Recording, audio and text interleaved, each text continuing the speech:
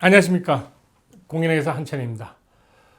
오늘은 우리가 사업을 하시는 소규모 자영업자들께서 많이 신청한 PPC, Payroll Protection 프로그램, PPP 프로그램을 받았습니다. 못 받은 분들은 요 다음 회에 또 다른 대처 방안을 설명을 드리도록 하고, 오늘은 PPP 론을 받은 여러분들에 대해서 어떻게 향후 받은 걸로 끝난 게 절대 아닙니다. 이제부터 시작입니다.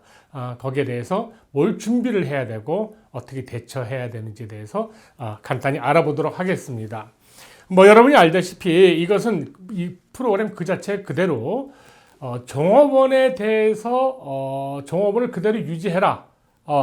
그래서 종업원에 대한 웨이지에 대한 도움이 됩니다. 따라서 여러분들께서 PPP 론을 받고 난 종업원이 없어서 안 되는데 이렇게 할 경우에는 결국은 그냥 일반 론으로 전환이 되는 경우가 있습니다. 그래서 오늘 조금 더 신경 써서 무엇을 준비해야 되는지 알아보겠습니다.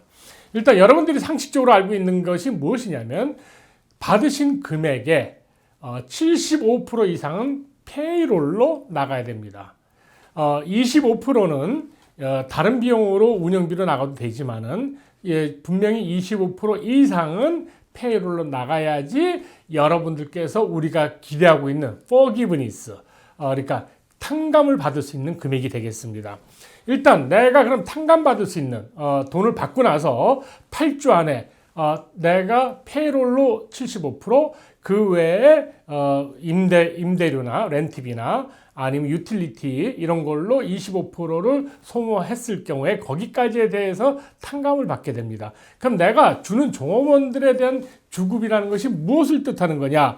당연히 이제 우리가 얘기하는 종업원들에 대한 주급이 되겠고, 평소에 종업원들에 대해서 건강보험을 했다면 건강보험도 포함이 됩니다. 그러나 종업원 한 사람당 10만 불 이상에 대한 금액에 되는 것은 해당이 되지 않습니다. 즉 무슨 얘기냐면은 내가 1년에 12만 불 연봉을 받아서 한 달에 결국은 한 달에 1,000불씩, 10,000불씩 받고 있다. 그럼 1년에 10만 불 넘어갔죠? 그러면 거기 포션을 줄여갖고 내가 나한테 한 달에 10,000불씩 줬던 거에 대해서 탕감을 받는 것이 아니고, 10,000불이 아니고 10만 불을 나누기 12한 9,800불이라든가 9,000불이라든가 여기에 대해서만이 혜택을 받을 수가 있는 것 되겠습니다. 그 다음에 자영업자 하시는 분들이 받은 경우가 있습니다. 그런 분들은 전년도 기준으로 내가 1년에 36,000불 수입을 보고 했다, 자영업으로. 그럼 한 달에 3,000불꼴이 되겠죠. 그 3,000불 이렇게 두 달치 계산해서 본인의 페이롤로 계산하면 넣게 되겠습니다. 그 다음에 모게이지 이자, 그 다음에 유틸리티 빌, 렌트비 이건 되는데, 다만 2020년 올해 2020년 2월 15일 이전에 계약된 금액에 대해서입니다.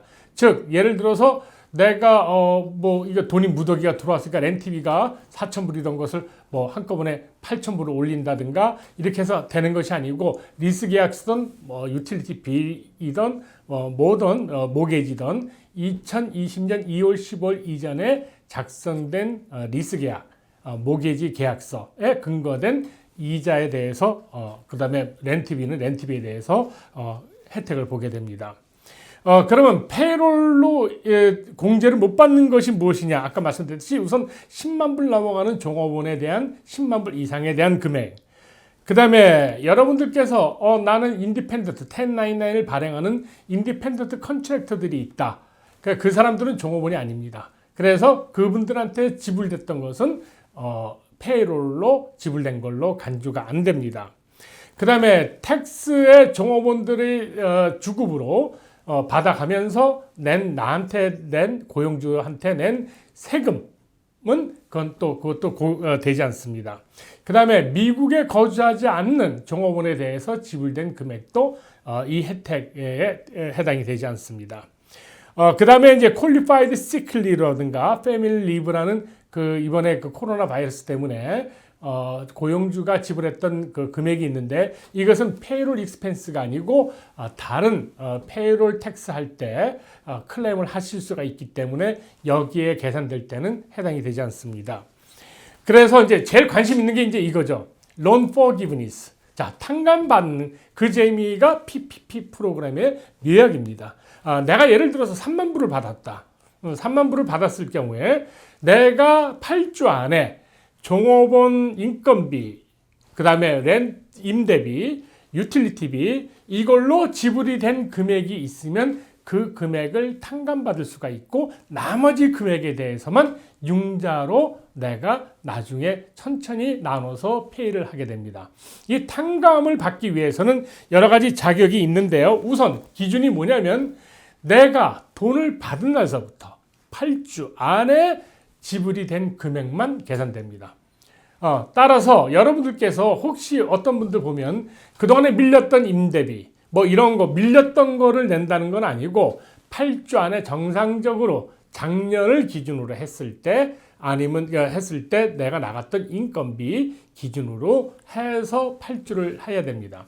여러분들께서 이거를 돈을 받고 나중에 이제 탕감받기 위해서는 또 은행에다가 탕감 신청을 해야 되고 은행에서는 그 탕감을 검사를 여러분이 쓰신 비용을 검사해서 탕감 대상이 되는지 리뷰하게 되어 있습니다. 따라서 여러분들께서 그냥 편하게 나 받았으니까 이제 뭐 다 나간 것 같으니까 돈 다 썼으니까 나는 낼 게 없을 거라고 판단 쉽게 하셨다가는 나중에 더 힘든 일이 힘들거나 좀 일이 생기기 때문에 오늘 이제부터 여러분 돈 받으신 분들은 좀 더 신경을 써 주시기 바랍니다. 이 PPP 론을 받고 나서 8주 안에 여러분들께서 그 종업원 주급으로 빠져나가야 되는데 만일의 경우에 여러분들께서 첫 번째 종업원의 풀타임 종업원의 숫자가 줄어들었다든가 아니면 금액 페이롤로 나가던 금액이 2019년도라든가 이런 걸 기준으로 했을 때보다 25% 이하로 줄었다든가 이랬을 때는 여러분 잘못하면 탕감 대상에서 제외가 돼버리거나 탕감 비용이 제한이 돼버립니다. 따라서 여러분들께서 PPP 론을 받으신 분들은 필수적으로 풀타임 엠플로이 숫자와 그 다음에 내가 론을 신청했을 때 대부분들이 2019년 기준으로 나갔기 때문에 2019년의 페이롤 한 달에 평균 나간 금액에 맞는 그 페이롤을 신청을 해야, 그러니까 그 지불이 돼야 탕감이 되기 시작합니다. 만일에 여러분들께서 나 종업원이 하나도 그동안에 10명이 있었는데 이번에 지금 기간 동안에 다 없어갖고 종업원이 나 하나밖에 없다. 그러면 여러분은 탕감 대상에서 제외가 됩니다. 단 탕감 대상에서 제외가 됐지만 2월 30일 이전에 여러분들께서 전년도 수준의 종업원을 확보를 하신다면 숫자라든가 페이롤 전체 금액이 전년도 수준으로 6월 30일 이전에 백업 리인시스트 한다면은 여러분들께서는 그 자격이 됩니다. 그러나 문제는 뭐냐?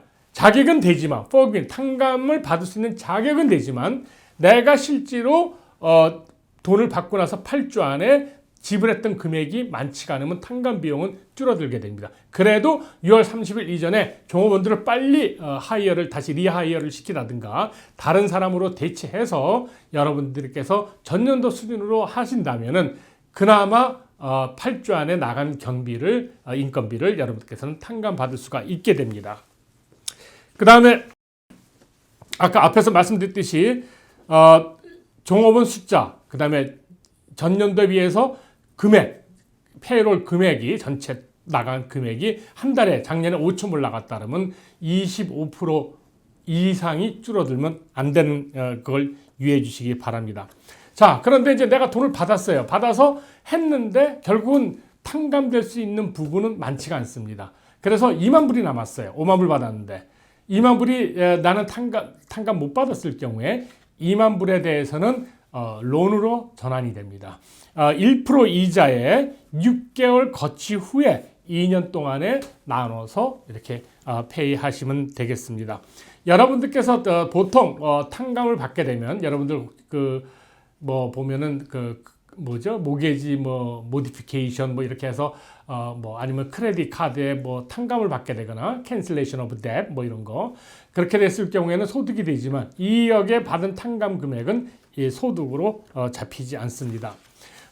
알아두셔야 될 것은 여러분들께서 8주 지난 후에 이 탕감된 부분에 대해서 여러분 자신 있는 부분에 대해서 여러분이 론 신청을 해서 론을 대출해 준 은행에 탕감을 신청을 여러분이 하셔야 됩니다. 뭐 자동으로 뭐 한다는 게 아니고 여러분이 탕감을 다시 내가 이제 론이 이제 예를 들어서 5만 불 받았는데 3만 불은 내가 합법적으로 탕감 받을 수 있는 자격이 됐고 2만 불이 남았다. 그러면 여러분들께서는 그 대출해준 은행에다가 탕감 신청을 하셔야 되고 탕감 신청을 받은 은행은 여러분의 모든 증빙 자료를 검토한 후에 결과를 60일 안에 여러분한테 통보해 주게 되어 있습니다. 따라서 내가 3만 불이라고 했기 때문에 나는 3만 불을 다 받을 수 있다는 게 아니고 분명히 법에 의해서 그 레귤레이션에 의해서 소모된 금액만 탕감을 받을 수가 있게 됩니다. 여러분들한테 지금 화면에 이제 보여주게 되는 그 양식이 있는데 이거는 제가 그냥 이렇게 이런 양식이면 어떨까 준비를 해주면 어떨까 해서 하나 드래프트를 만들어 봤습니다.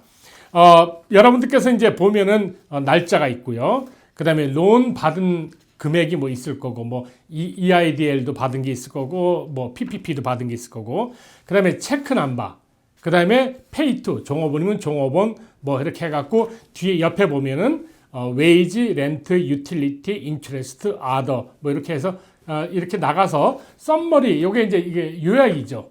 그리고 여러분들께서는 종업원들에 대한 페이롤 텍스 코럴리 리포트 뭐 941이라든가 아니면 페이롤 레코드 그 다음에 유틸리티 같은 건 빌 같은 거 캔슬 책 뱅크 스테이트먼트 이런 걸 다 첨부를 하셨다가 나중에 탕감 신청을 하셔야 되는 것 되겠습니다. 그 다음에 한 가지 여러분들 혹시 뭐 만불 하는 그 EIDL에서 종업원 한 명당 1,000불씩 해서 신청을 받은 아마 미리 받으신 분들 계실 겁니다. 뭐 종업원 한 명이었으면 1,000불 뭐 아니면 뭐 한 3,000불 그 금액이 이 PPP 프로그램하고 중복되지 않게 기록을 잘 유지하셔야 됩니다. 무슨 얘기냐면 내가 그 EIDL에서 받은 종업원 5명이라서 5,000불 받았습니다. 그 다음에 PPP에서 3만 불을 받았습니다. 그러면은 나는 3만 5천에 대해서 소명을 해야 되지. 여기서 EIDL에서 5,000불 쓴 비용을 다시 PPP에다가 내가 종업원 세금을 줬다고 다시 청구를 한다든가 이렇게 해서 더블 중복으로 하시게 되면 여러분은 디스퀄리파이 될 경우가 있기 때문에 그 점을 필히 조심해서 작성해 주시기 바랍니다. 여러분들께서 PPP 론을 받아서 여러 가지 도움이 됐으리라고 봅니다. 못 받으신 분들은 또 종업원들에 관계된 어떤 혜택의 다른 프로그램이 또 있습니다. Employee Retention Credit이라고 하는 건데 그 프로그램에 대해서는 다음번에 다른 유튜브에 올려드리도록 하겠습니다. 감사합니다.